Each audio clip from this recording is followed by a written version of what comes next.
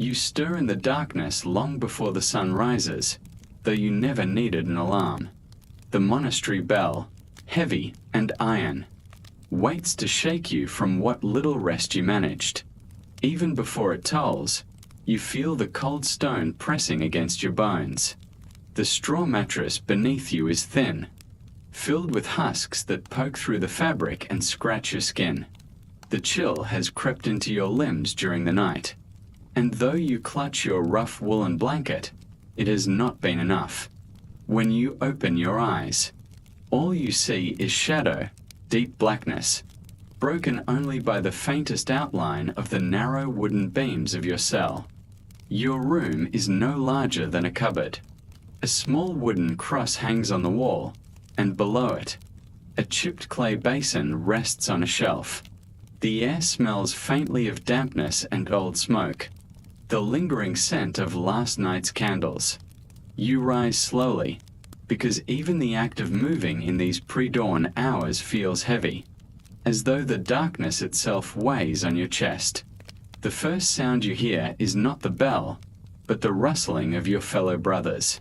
Across the corridor, doors open with faint creaks, feet shuffle against stone, and cloth brushes against cloth. No one speaks. No one dares break the silence before the bell. This silence is not peace, it is discipline, as unyielding as the stone walls that surround you. Your own body joins this muted chorus as you pull your habit over your head. The rough wool scratches against your skin, reminding you that comfort has no place here. The hood falls over your shoulders, and your bare feet touch the freezing stone floor. Then it comes. The bell tolls with a heavy, echoing voice, striking through the silence like a hammer. Its sound fills the monastery, bouncing off the cloisters, the refectory, the chapter house, and your small cell. Each strike is both a command and a reminder. Your life does not belong to you. You rise when commanded. You pray when commanded. You eat when commanded. You sleep when commanded. The bell is your master as much as God, and you obey without hesitation. You step into the corridor, joining the thin line of shadowy figures moving slowly toward the chapel. No one looks at you, but you sense their presence. Cloaked forms glide forward, each as weary and silent as yourself. The corridor feels endless, lit only by a few smoking torches fixed into the walls. Their flames tremble, casting long shapes that seem to bend and sway like restless spirits. As you walk, you hear the soft echoes of bare feet slapping the floor, and the occasional cough of someone still, clearing their throat from the night's chill. Your stomach knots faintly, not from hunger yet, but from the knowledge of the long hours ahead. Prayer, work, silence, it is all one endless rope that pulls you forward. Finally, you enter the chapel. Its vast stone interior swallows you. The air is even colder here, for the high ceiling traps the night's chill and refuses to release it. Candles burn on the altar, their flames small and fragile against the heavy gloom. You take your place among the rows of monks, lowering yourself onto the wooden bench. Your knees already ache from kneeling the night before, but there will be no mercy tonight or tomorrow. The rhythm of your life is pain stitched into prayer. The chant begins softly, voices rising like threads woven together into a single cloth. You open your mouth and add your own note, though your throat is dry and your voice cracks with weariness. The Latin words flow in endless repetition. They are not yours, not chosen by you, but they shape your breath, your thoughts, your very sense of time. As the chanting grows, you feel it surround you, pressing in from all sides, as though the sound itself were another wall, enclosing you tighter than stone ever could. You close your eyes, but you cannot escape. Behind your eyelids, you see the faint glow of candlelight, and you imagine the long day already stretching before you. Each hour will be carved by bells, by orders, by duties you did not choose. You think of sleep, of soft warmth. But such thoughts are dangerous, selfish, unbecoming of a servant of God. You push them away and focus on the steady rhythm of the Psalms. Your body shifts, trying to find a position that hurts less. The wooden bench digs into your legs. The stone beneath it radiates chill upward, and your shoulders sag beneath the weight of fatigue. You are not alone in this struggle. You can hear the breath of the monk beside you, uneven and heavy, as though he too fights to stay present. Every so often, a voice in the chant falters, then quickly regains its place, as if no one noticed. But everyone notices. The abbot notices. The discipline of the house notices. You cannot falter without consequence. The first prayers stretch on endlessly, as if time itself is frozen. You feel your lips move with the words, though your mind drifts far from them. In your imagination, you see a sun that has not yet risen, fields glistening with dew, the smell of bread baking in some faraway village oven. You see warmth, color, and life outside the monastery walls. But here, in the dark, none of that exists. Only stone, cold, and duty. When the final chant ends, the silence falls again like a heavy curtain. You bow your head, not in relief, but in preparation. The day has not yet begun, though it already feels old. The hours of prayer are only the first trial, and many more await. You stand when commanded, move when commanded, and file out with the others, returning to the corridors that seem narrower with each passing step. As you walk back, the first grey hint of dawn slips through a small slit of a window, though the sun itself is still hidden. The light feels faint, weak, unable to pierce the cold that clings to your skin. And in that dim half-light, you realize what you already knew when the bell first rang. Peace is not found here. The world may call monasteries havens of silence and calm, but within these walls, there is only labor, discipline, and a struggle against your own restless heart. And so the cycle begins again, as it will tomorrow and the day after, until your last breath. The bell will always wake you, and you will always rise. The first prayers are finished, yet your day has barely begun. The air outside the chapel is no warmer than within. As you step into the cloisters, you feel the damp chill crawl under your robe, wrapping around your legs like icy fingers. The stone floor beneath your feet is slick with condensation, shining faintly in the dim morning light. Each step echoes sharply, as though the cloister itself resents the intrusion of human presence. The cloisters are supposed to be a place of peace. That is what the scriptures say. That walking beneath these vaulted arches brings you closer to God. That silence here is holy.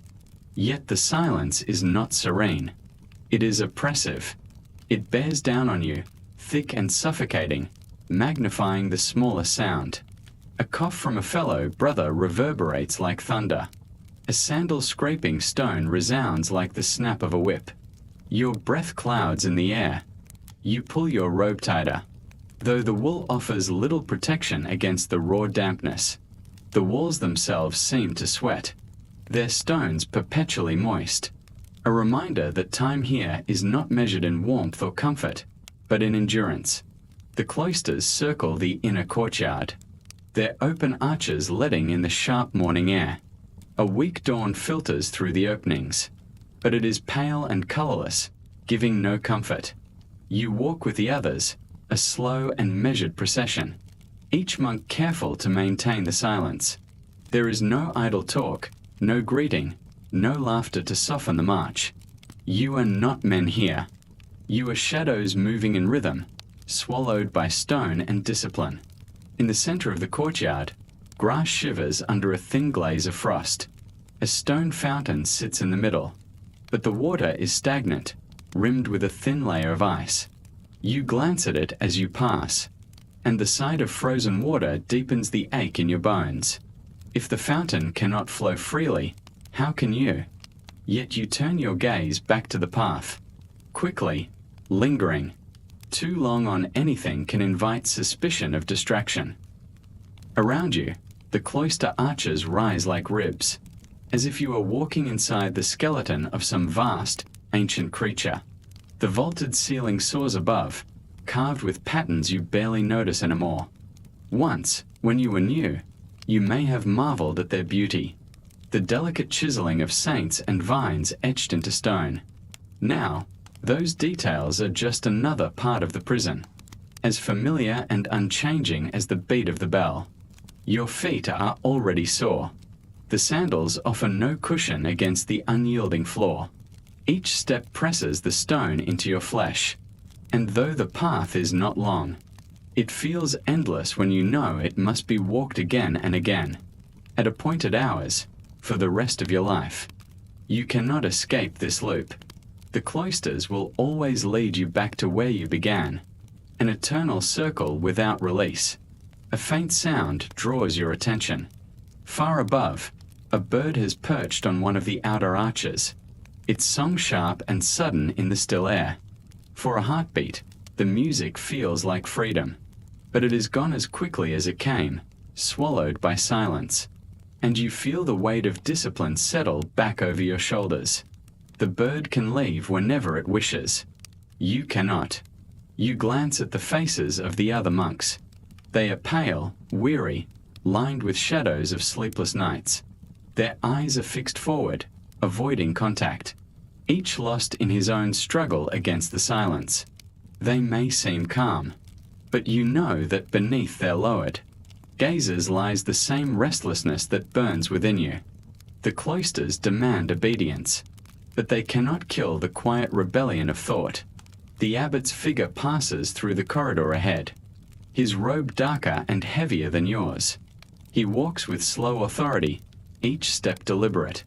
His presence tightens the air, as though the cloisters themselves hold their breath. You lower your eyes automatically, avoiding even the hint of defiance. Discipline here is not just expected, it is enforced. The sting of punishment lingers in your memory, a sharp rod across the back. Hours of kneeling on cold stone until your legs trembled uncontrollably. Silence is not always a choice.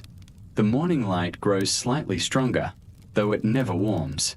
It only reveals more of the cloister's damp surface, the patches of moss clinging to cracks, the water stains that streak downward like ancient tears. You think of the years these stones have stood here, outlasting generations of monks. How many feet have walked this same circle, freezing, aching, praying for peace that never came? Your stomach churns faintly, not with hunger yet, but with dread. You know what lies ahead: hours of labor, more hours of prayer, meals that are nothing more than survival, nights of restless sleep.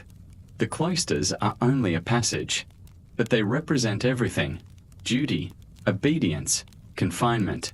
Every time you walk their circle, you are reminded that there is no path outward, only inward, always inward. The fountain's frozen surface catches the light again as you pass the far side of the cloister. For a moment, you imagine breaking it, dipping your hands into the icy water, feeling something sharp and real against your skin. But you do not move from your path. Imagination is the only rebellion you are allowed.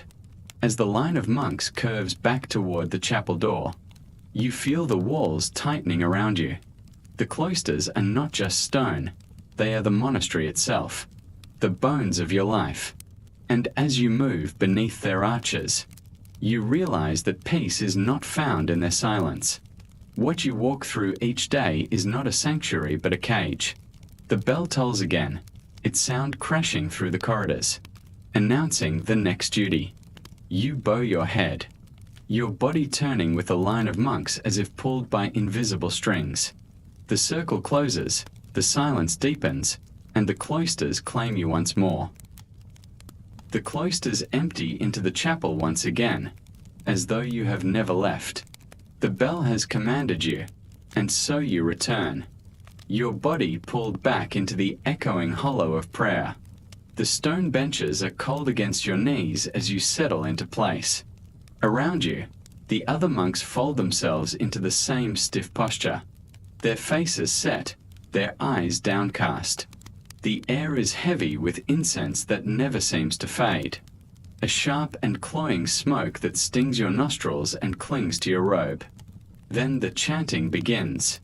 The first low note rises from the throat of the cantor, a deep, wavering sound that seems to hang in the air like a fog.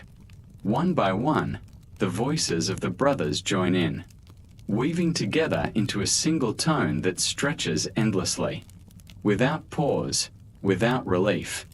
You open your mouth and let the sound fall from your lips, not because you want to, but because it is expected, demanded. At first, the chant seems bearable. A single phrase repeated, a rise and fall, the words sacred but familiar. But as the minutes slide into hours, the repetition gnaws at your mind. The syllables blur together until they lose all meaning. You no longer hear words. You hear only sound. A relentless drone that presses against your skull like a hammer wrapped in cloth. Your voice grows raw. Each note scratches your throat, but there is no chance to rest. The chant goes on, circling back upon itself, as if time itself has been trapped in the same unending loop. You think you feel the walls moving inward, closing upon you with every echo, until the chapel feels less like a house of God and more like a tomb. The hours stretch. You shift slightly on the hard stone, but even the smallest movement risks the abbot's glare. Your knees ache, your back stiffens, yet you must keep your mouth open, your voice steady. You must give your body and breath to the chant, even as your mind begins to unravel. Sometimes you imagine the voices are not human at all.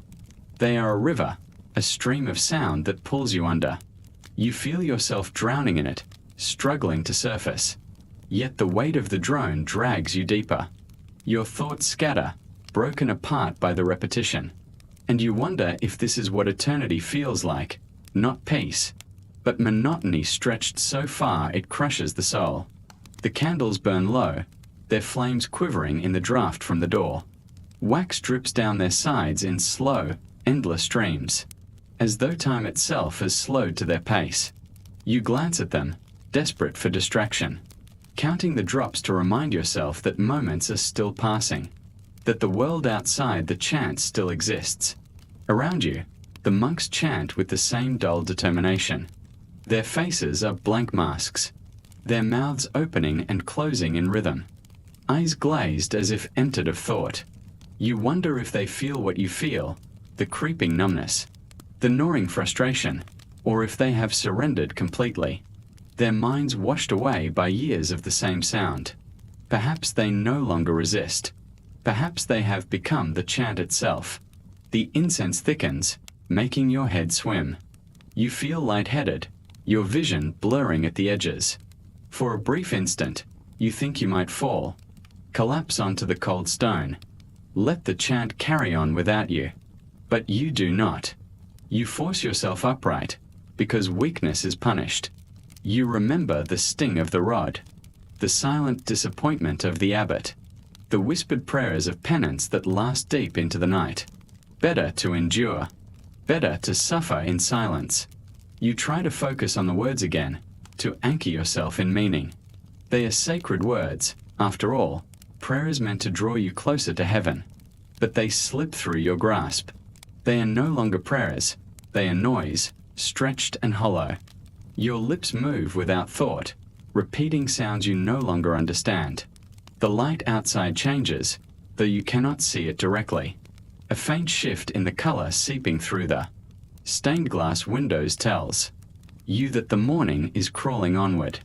Yet the chant does not acknowledge time. It does not bend to day or night. It is its own measure, its own unyielding clock. Your body aches for release. Your stomach growls faintly, though you know no meal will come for hours yet. Hunger gnaws, thirst burns, but neither is permitted to interrupt the chant. The sound comes before all else, before comfort, before rest, before self. A sudden cough breaks the rhythm, sharp and jarring. For a moment, the chant stumbles, but then it recovers, folding the imperfection back into its endless stream. The cougher lowers his head, shame coloring his pale cheeks. You know he will be reprimanded later. The chant demands purity, and failure is remembered. The hours drag until you no longer know how long you have been chanting. Perhaps it has been 1 hour, perhaps 3. Time dissolves into repetition. You begin to wonder if this is how monks lose themselves, not to holy ecstasy, but to the erosion of thought, worn down by endless sound until nothing remains but obedience. Finally, the last note fades. The silence that follows is almost worse than the noise. It rings in your ears, a hollow emptiness where the chant once pressed. Your throat is dry, your lips cracked, yet you dare not lick them. The abbot raises a hand, and the monks bow their heads. Prayer is finished, for now. You rise slowly, legs stiff from kneeling. The stone floor has left imprints in your flesh, deep lines that will not fade quickly. You shuffle with the others, filing out of the chapel in silence, the chant still humming faintly in your skull. It lingers, haunting you, as though the sound has taken root in your bones. You know it will return. The chant is never finished. It waits, always, just beyond the silence, ready to pull you back under its weight. And you will obey, because you must.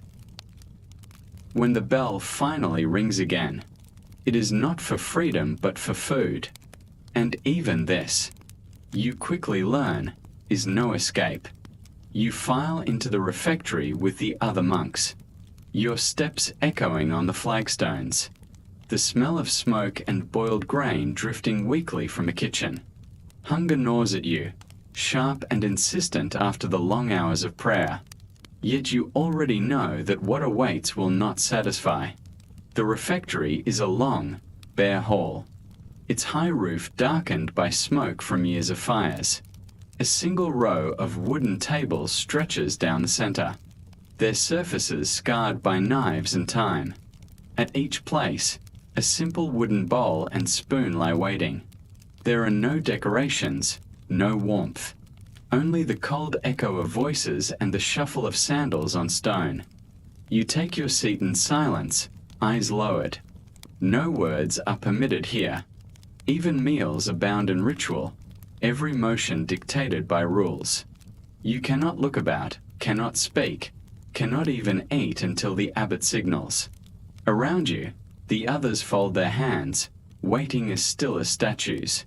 The silence is oppressive, broken only by the faint crackle of the fire. When the food arrives, it comes in heavy iron pots carried by novices whose arms strain under the weight. They ladle the contents into your bowl, a grey, watery pottage of barley and peas, thin and unseasoned. The steam curls upward, promising warmth but little else. On better days, there might be scraps of onion or cabbage, perhaps even a few shreds of salted fish if the monastery stores are generous. Today, the liquid is thin, the lumps few, and your stomach twists with disappointment. Still, you wait. At the far end of the hall, the abbot raises his hand and murmurs a blessing. Only then may you lift your spoon. The first mouthful is hot, scalding your tongue, but you swallow quickly, desperate to fill the emptiness inside you. The flavor is bland, almost bitter. You take another spoonful, then another, each one bringing no joy, only the dull relief of something in your stomach.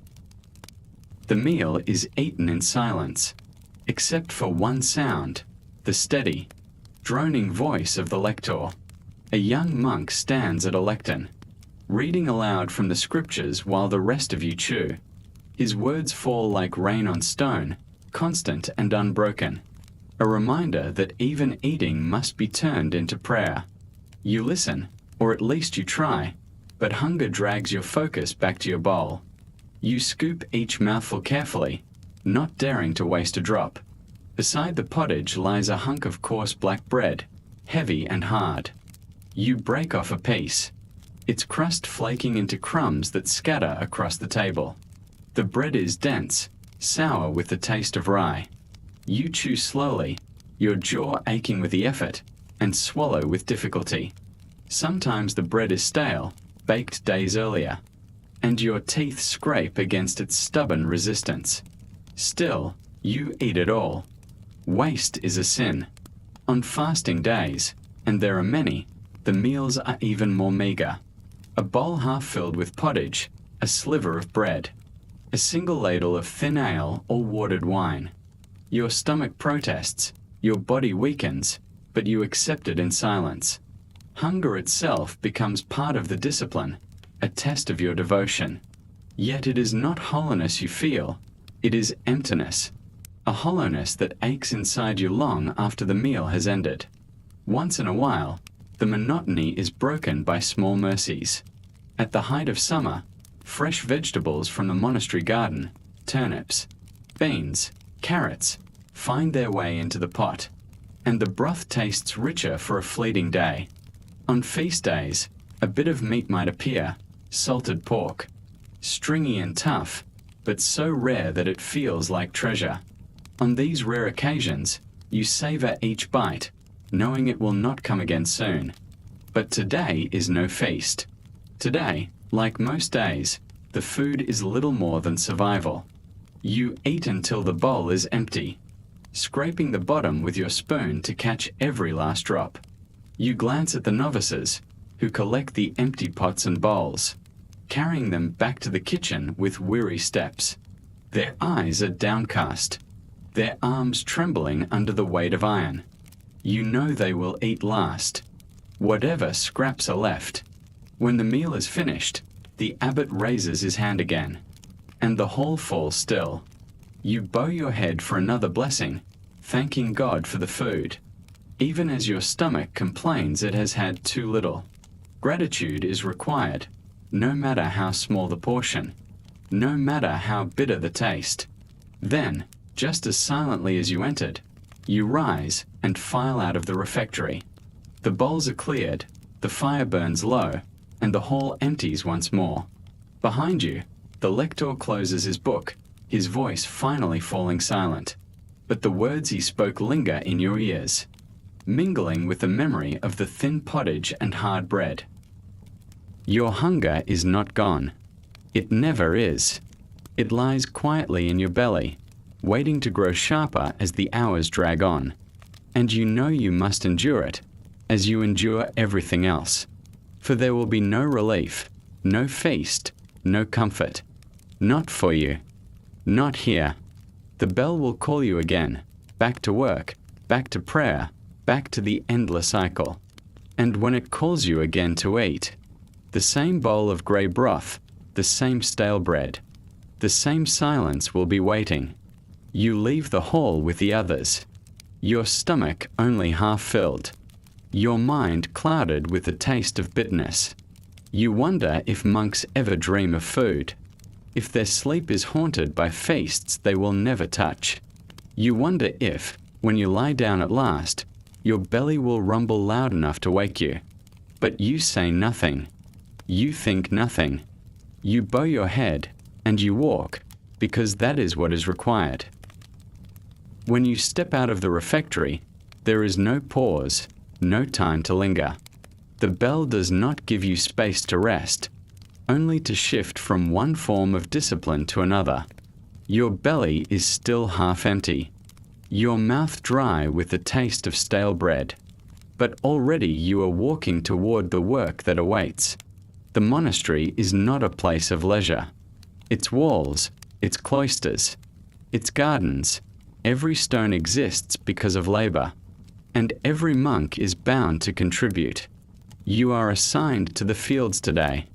Others go to the kitchen, the scriptorium, the stables, or the brewery, but you follow a line of brothers out, through the cloister gate, and into the cold morning air.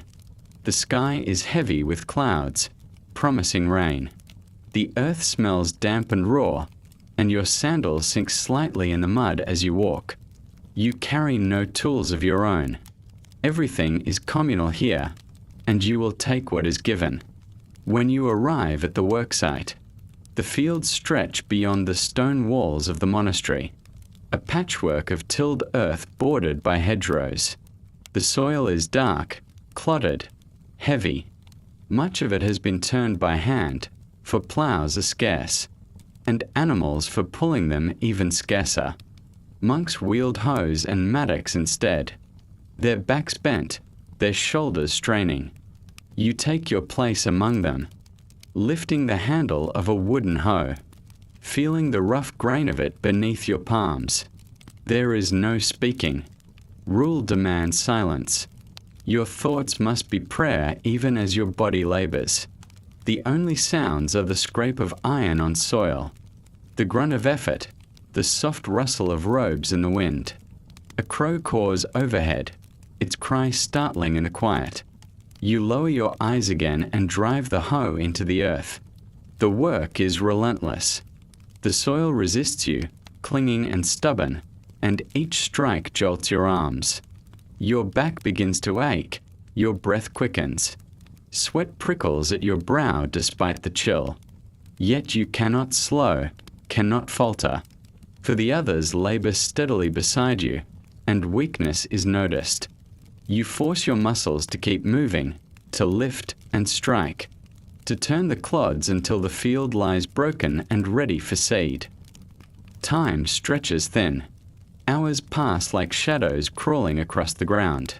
You shift from hoe to basket, carrying stones out of the furrows, your arms trembling with the weight. The stones are dumped into a growing pile at the edge of the field, a monument to years of toil. Then you return, and the cycle begins again. In summer, the fields burn with heat, and the sweat runs down your back in streams. In winter, your hands go numb on the wooden handle, your breath rising in white plumes. Today, in this damp chill, you feel both sweat and shiver. The wool of your habit grows heavy with moisture, clinging to your skin. Still, you work. Still, you endure.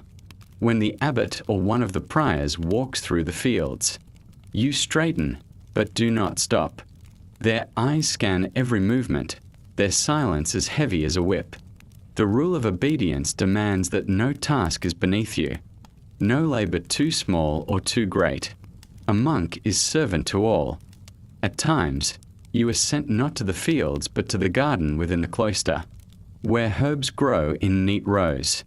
You bend low to weed, to water, to gather leaves of sage, fennel, rue, and mint. The scents rise around you, sharp and fresh, a momentary relief from the smell of sweat and earth. But even here, the work is constant. Your fingers numb with cold water from the well, your knees aching on the flagstones. On other days, you may be given an axe and sent into the wood. The forest looms dark and damp, the trees thick with moss. You strike the trunk, again and again, the sound echoing between branches. The blade bites slowly, your arms shake with the effort, and when the tree finally falls, it crashes with a thunder that shakes the earth. Then comes the harder part, cutting it into lengths, dragging them through the mud, stacking them for the monastery's hearths. Every task is labor. Every labor is silence. Even in the brewery, where monks stir vats of ale and heft barrels across the floor, there is no laughter, no talk, only the creak of wood and the splash of liquid. In the kitchen, the clang of pots and the hiss of boiling water replace words. In the scriptorium, the scratching of quills on parchment is all you hear. Everywhere, silence reigns, and toil fills the space where voices might have been.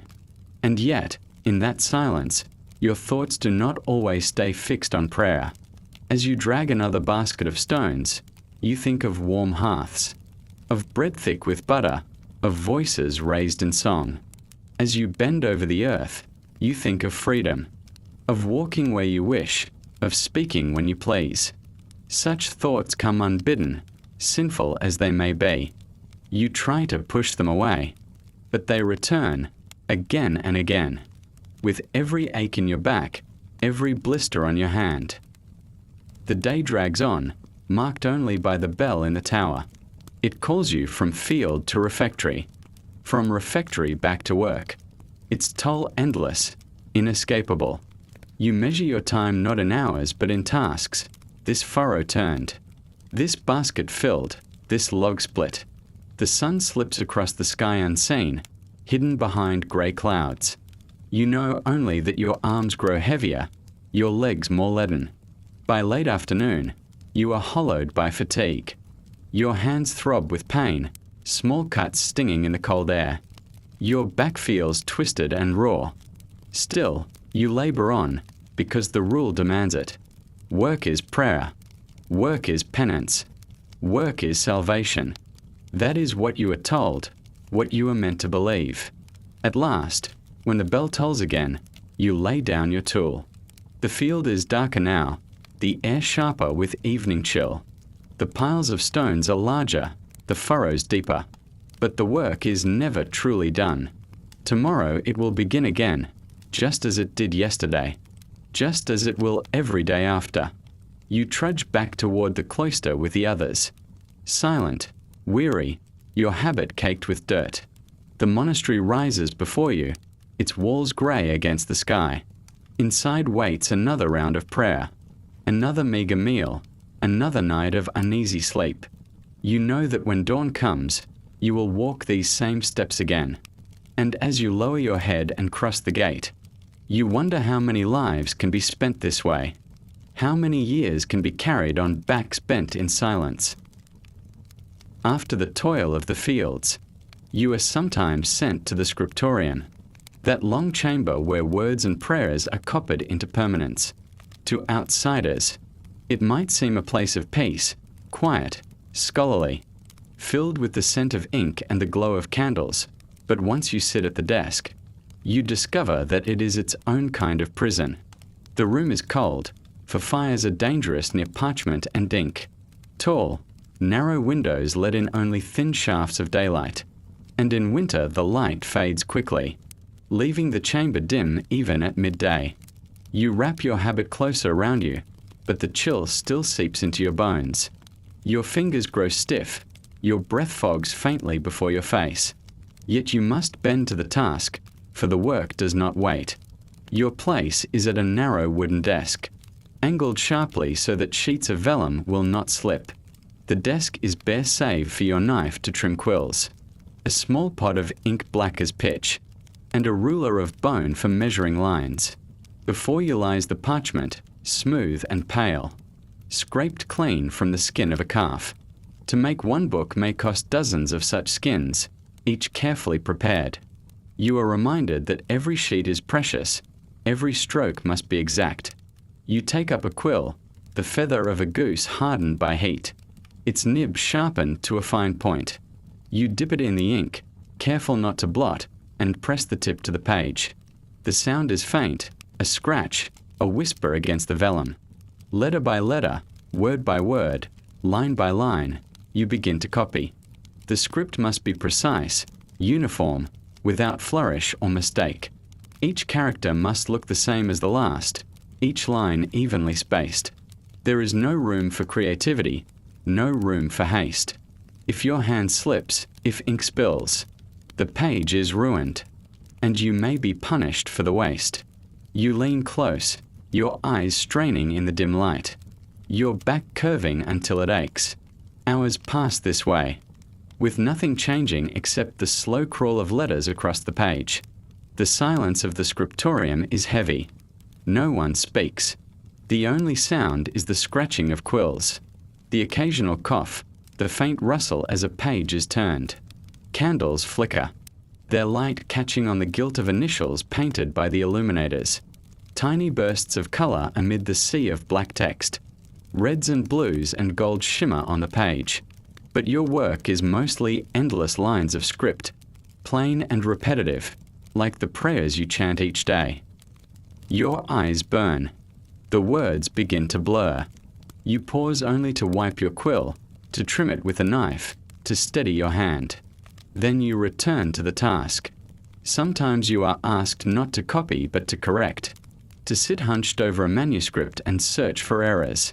You read every line, lips moving silently, comparing it to the master text. If you find a mistake, you scrape the ink away with a knife and write again in the tiny space. The work is meticulous, punishing in its demand for perfection. In the cold months, your fingers grow numb, the quill slipping against your skin. Ink thickens in the pot, congealing at the edges. In the heat of summer, sweat drips from your brow, smearing the page if you are not careful. Either way, the task does not lessen, and you are reminded that obedience means continuing even when your body resists. When the bell tolls, you pause only long enough for prayer or a meager meal. Then you return, bending once again over the desk. Your mind grows weary, your vision doubles, and sometimes you feel yourself drifting into a trance. The words seem endless, the letters crawling like ants across the vellum. At times you are not sure what you have written, only that the page slowly fills, line by line, as if by some mechanical force. The illuminators, those monks gifted with color and design, sit nearby, bending over the same pages you labor on. You watch from the corner of your eye as they mix pigments, ground lapis for blue, crushed cinnabar for red, powdered gold for leafing. Their brushes are fine, their hands steady, as they paint vines and flowers, beasts and saints, curling letters that blaze like fire. For them, the task is art, though it too demands endless patience. For you, it is only monotony, a repetition without relief. Sometimes you copy scripture, sometimes the words of the church fathers, sometimes histories of kings or saints. But it matters little, for the text is not for you. You do not pause to think, to question, to reflect. You are a conduit only, a hand to carry words forward from one page to another. The meaning slides past you, drowned in the rhythm of labor. Hours deepen into evening. Candles are lit, though their light is dim, guttering in the drafty room. You squint harder, your eyes red with strain. Shadows gather on the walls. Your stomach growls, your back feels knotted, your fingers ache with cramps. Yet the page before you is only half filled, and you know it must be finished before you are permitted to leave. At last, when the final word is scratched, when the last line is ruled, you set down the quill with a hand trembling from fatigue. You flex your fingers, stiff and sore, but there is no relief. Tomorrow you will take up the quill again, and the next day, and the next, for the scriptorium's demands are endless. You rise from the desk, the room spinning slightly as you stretch your back. Around you, the other monks do the same, their faces pale and tired in the candlelight. Some rub their eyes, some flex their hands, but none speak. Together, you shuffle back toward the cloister, your sandals whispering against the stones. Outside, the night is falling. The air is sharp and cool, the sky deepening to indigo. You breathe it in with relief, though you know it will be short-lived. Soon the bell will call you again, to prayer, to silence, to another round of obedience. And when dawn comes, the scriptorium will be waiting. Its cold desks, its endless pages, its silent demand for words that are not yours. In this place, even thought feels bound. Even imagination is caged. And you begin to understand that the quiet beauty of a manuscript, admired by others centuries later, is built from hours of misery, hours of stillness, hours of your life slowly drained upon a page. If the cold of the cloister and the monotony of the scriptorium did not already press enough weight upon you, the ever-present fear of punishment makes the monastic life even harsher. You may think that a monastery is a place of peace, ruled by gentle kindness, but here discipline is as sharp and unbending as iron. From the first day you entered, you learned that the rule must be obeyed in every detail. The hours of prayer, the silence of meals, the labor in fields and workshops, the posture of your body as you kneel, all are laid down without room for argument. To disobey, even in the smallest matter, is to invite correction. And correction here is not a whispered word of guidance, but often a punishment, meant to leave no doubt in your mind.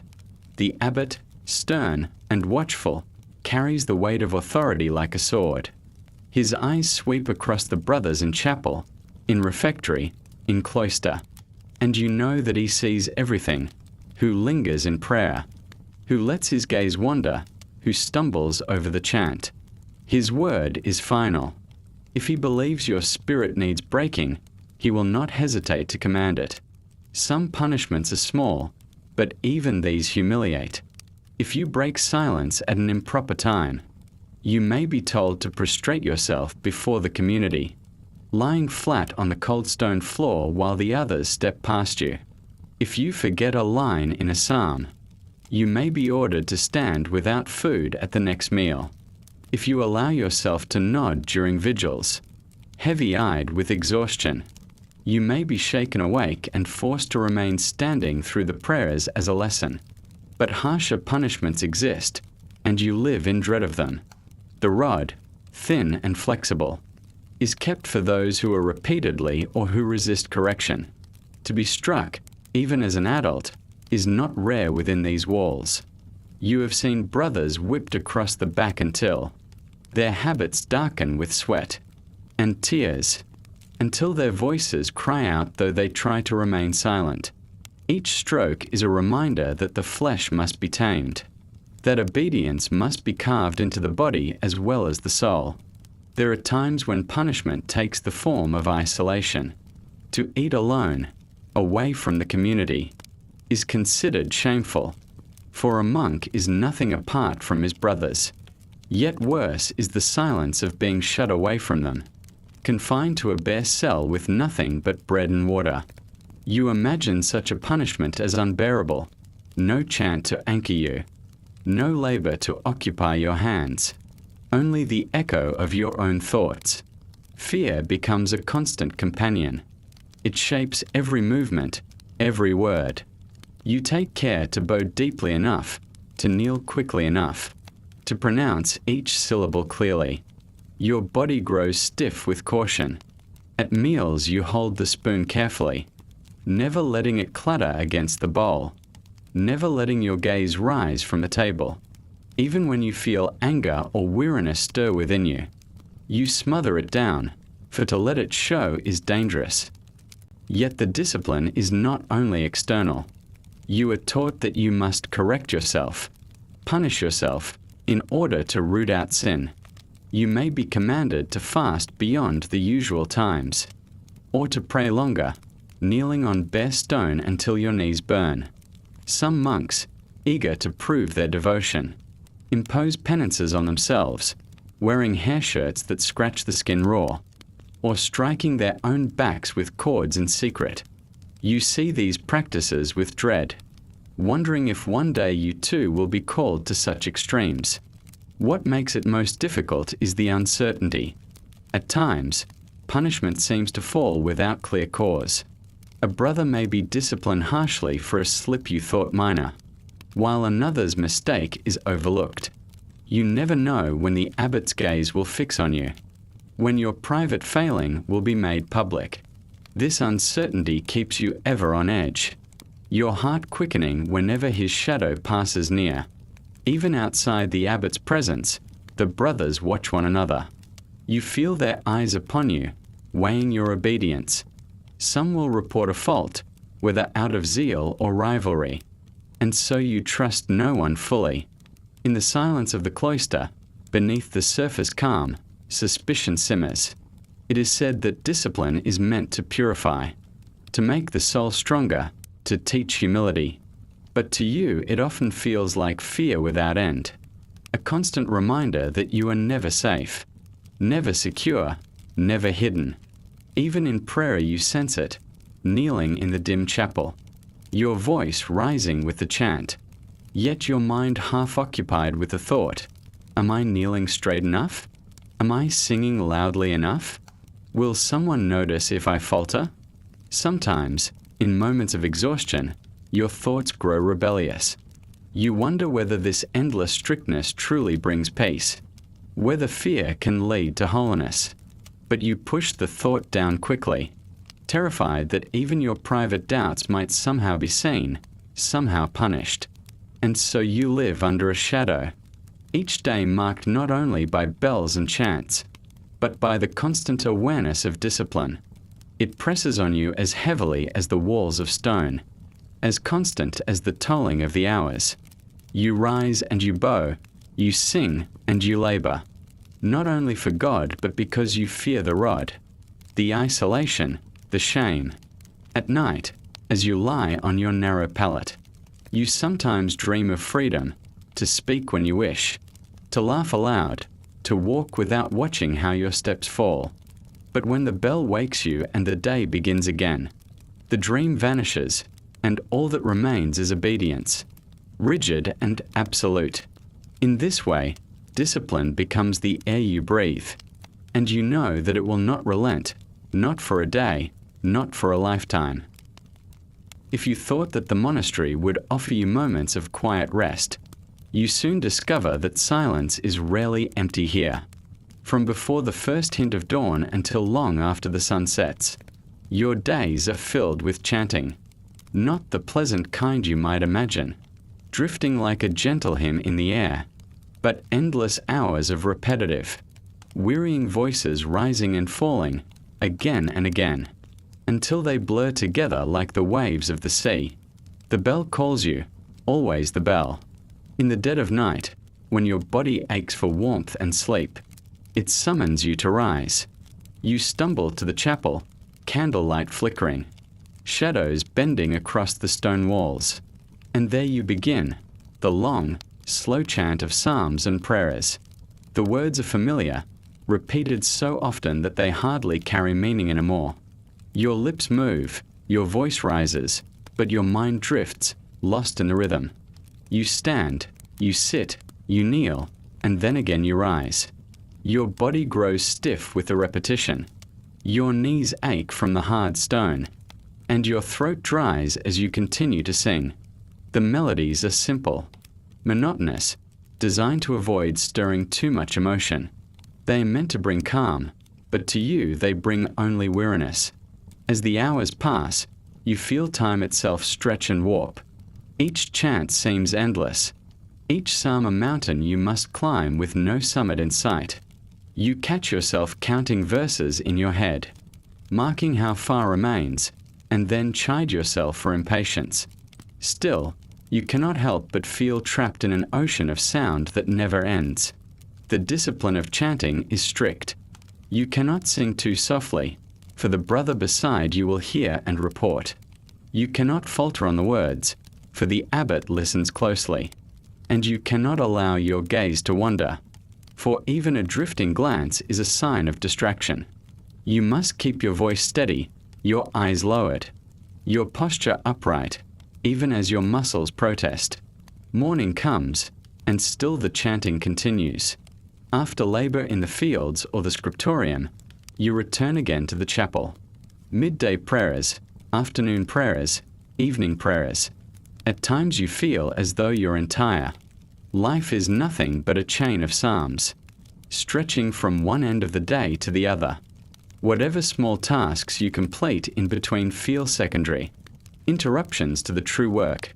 Chanting, chanting, always chanting. It is not only the length but the sameness that weighs on you. Each day brings the same words, the same melodies.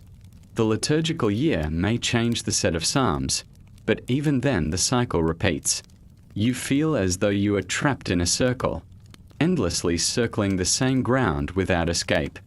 Even the voices of your brothers become indistinguishable, blending into one droning mass.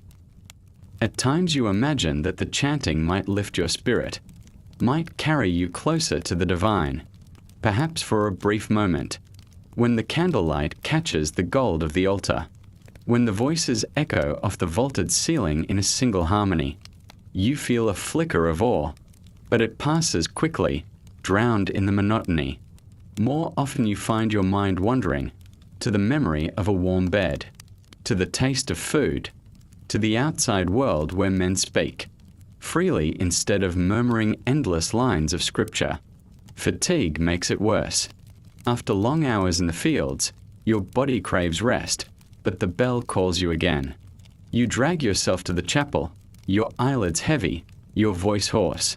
You chant because you must, because not to chant would bring punishment, but each word feels heavier than the last.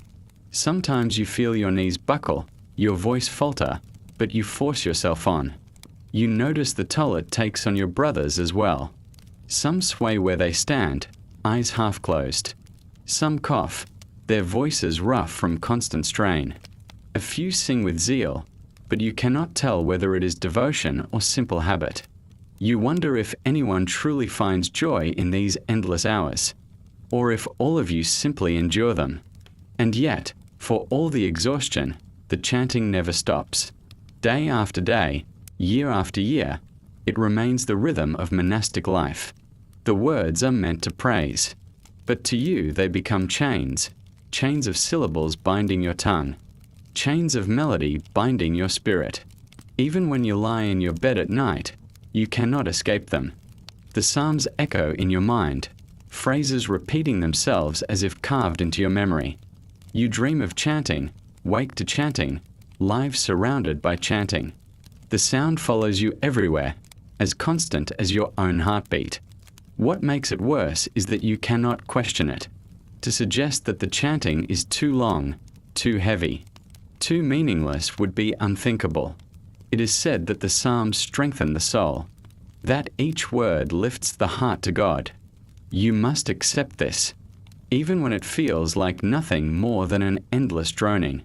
To doubt is to sin, and so you sing, though your faith in the practice grows thin. Sometimes you imagine silence, true silence, free of obligation. You picture yourself standing outside the monastery walls, the wind in your ears instead of voices, the sound of birds instead of bells. For a fleeting moment it feels like peace, but the vision fades, for the bell rings again, and you are summoned once more to the chapel. And so your life passes, measured not by seasons or years, but by the constant return of chant. It is as though the monastery itself breathes through the Psalms, inhaling and exhaling without pause, and you are trapped within its lungs. You endure because you must, because there is no escape, but the sound never ceases. Chanting becomes both the rhythm of your day and the weight upon your soul. It drains you even as it binds you, until you no longer know where your own voice ends and the monastery's begins. If you believed the monastery would at least feed you well in return for your endless hours of prayer and labor, you quickly learn how wrong you are. The life of a monk is marked by hunger, constant, gnawing hunger that never leaves you, only dulls for a short while before returning again. Meals are small, plain, and repetitive. The rule of the order demands simplicity, and simplicity here means scarcity. Most days you are given nothing more than a crust of coarse bread, a bowl of watery pottage made from beans or lentils, and perhaps, if the season is kind, a few boiled vegetables pulled from the monastery garden. Meat is forbidden except on rare occasions. Eggs, cheese, and fish appear from time to time, but even those feel like luxuries. You dream of fat roasted fowl, of spiced meats, of warm butter melting over fresh bread. But those dreams remain far beyond your reach. The bread itself is hard, baked from rough flour full of husks and stones. It scratches your teeth and leaves your jaw aching. The broth is thin, barely flavored, more water than food. You eat slowly, trying to stretch the small portion into something filling, but it never works. When you rise from the refectory bench, your stomach still aches, and you know it will not be long before it growls again. Meals are taken in silence. You file into the refectory with your brothers, sit on the hard benches at the long wooden tables, and wait until the abbot gives the signal. No conversation is permitted. Instead, one monk reads aloud from scripture or from the life of a saint, his voice droning on while the rest of you eat. You cannot distract yourself from the thinness of your meal with talk or laughter. You must focus only on the taste, or lack of taste, in front of you, while sacred words echo over the clatter of wooden spoons. Hunger follows you through every hour. As you labor in the fields, your body weak from lack of nourishment. You feel the ache in your limbs. As you copy texts in the scriptorium, your stomach growls so loudly that you fear it will disturb the silence. At night, as you lie on your straw mattress, the emptiness inside you gnaws until sleep finally takes you. Fasting makes it worse. The church calendar demands frequent fast days, when meals are even smaller, and sometimes skipped altogether. On those days, you may receive only a piece of bread and a cup of water. The hunger becomes sharp, almost unbearable, and yet you are told that fasting purifies the soul. You are meant to embrace the discomfort as holy discipline. Still, your body does not see holiness, it only feels the ache. Winter is hardest. When the fields yield little and the stores run low, rations shrink further. The vegetables are limp, the bread more stale than usual, and sometimes there is almost nothing at all. The cold sharpens your hunger, and you shiver as you eat, your breath misting in the chill refectory air. The meager food does little to warm you, and you know that you must still rise in the night for chanting, still work the fields, still endure. You begin to notice the toll on your brothers. Their faces grow gaunt, their eyes hollow. Their movements are slower, their shoulders bent. Some cough more often, their bodies too weak to fight illness. A few monks, especially the older ones, seem to fade away, eaten not only by age but by the constant want of food. And yet, the monastery insists that hunger is a virtue. To eat sparingly is to deny the flesh, to resist temptation. The body must not be indulged, for indulgence leads to sin.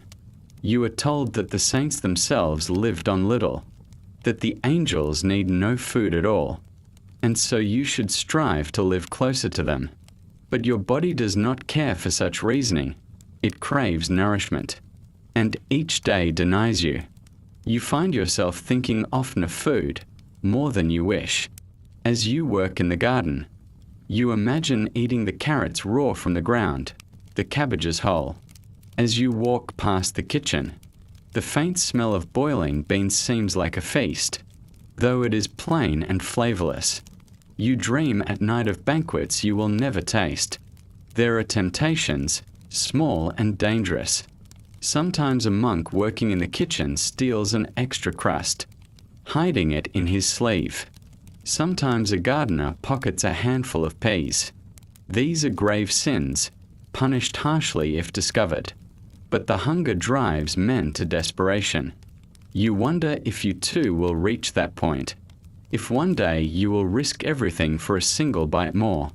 Even on feast days, when the monastery loosens its rules slightly, the meals feel meager compared to what you imagine beyond these walls.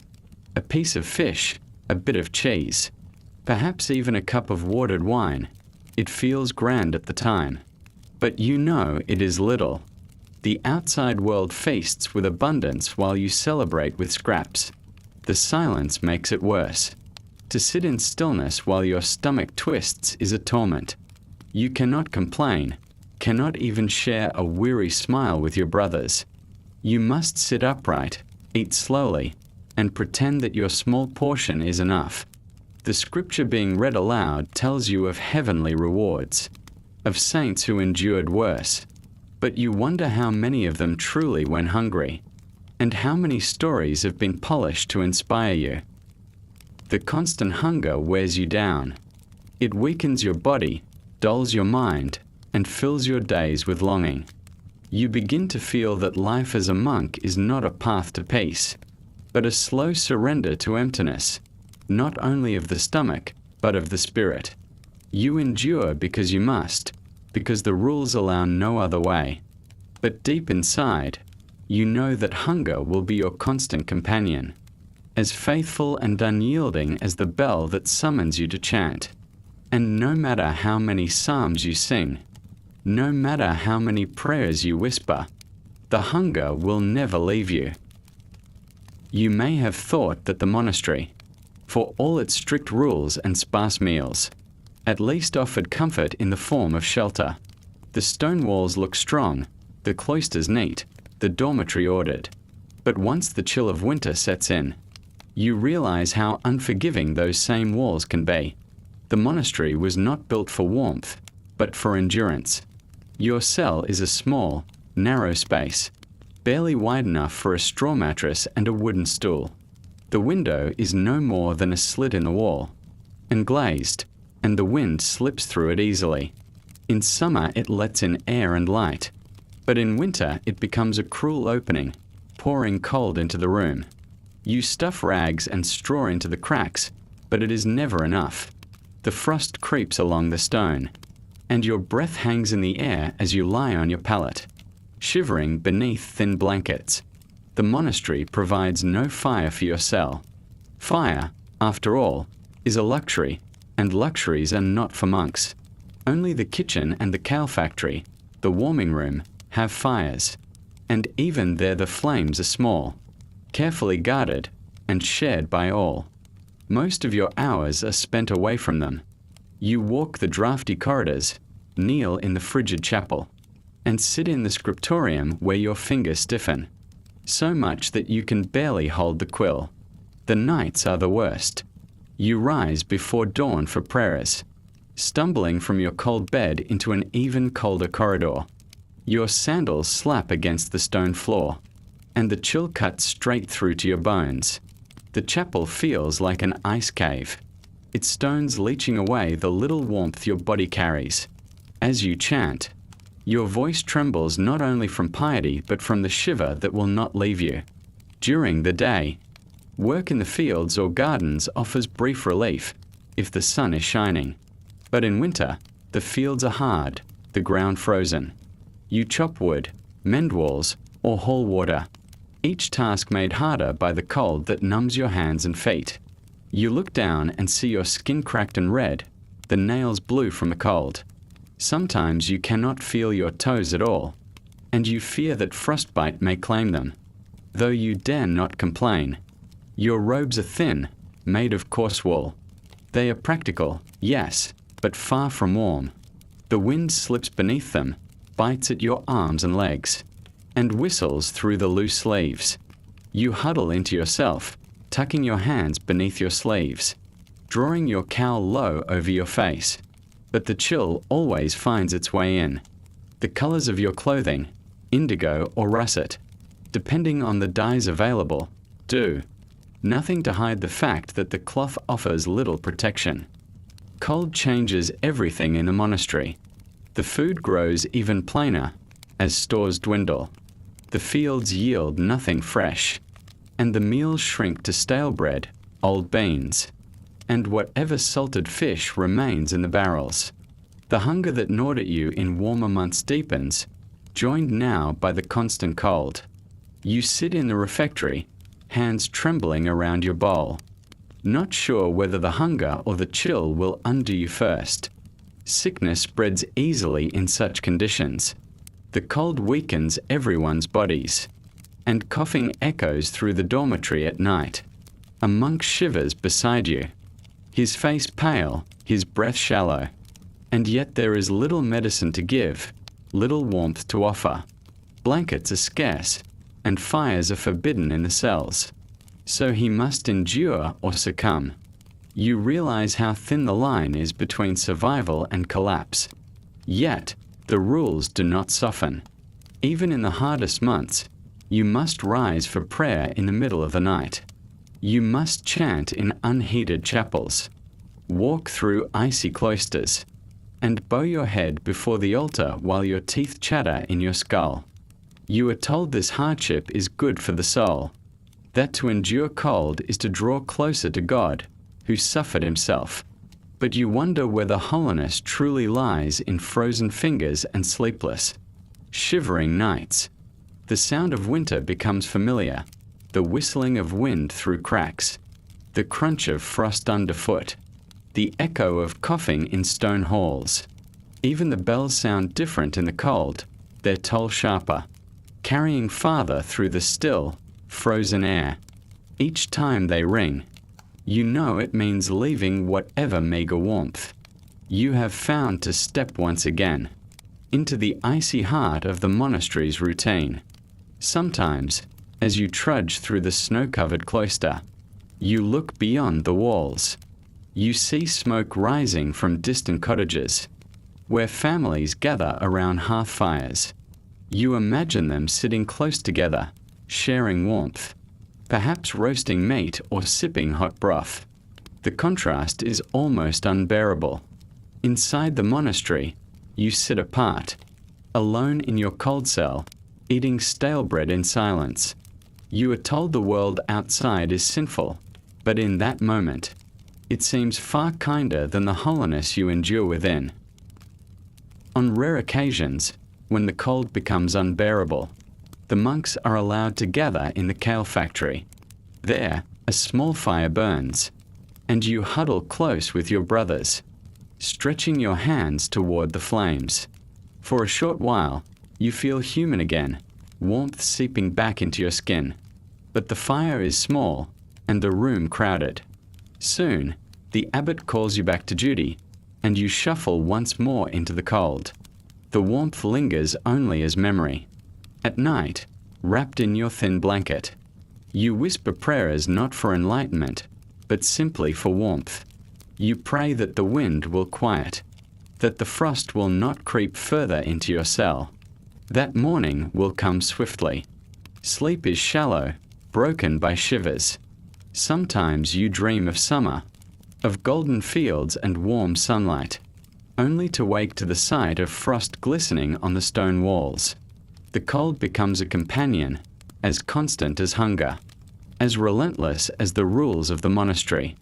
It shapes your days and nights, seeps into your bones, and teaches you that peace is not to be found here, not in this life. Only endurance remains, endurance of hunger, of cold, of silence. And you realize, shivering in the dark, that this monastery is not a refuge from the world's hardships, but a deeper plunge into them.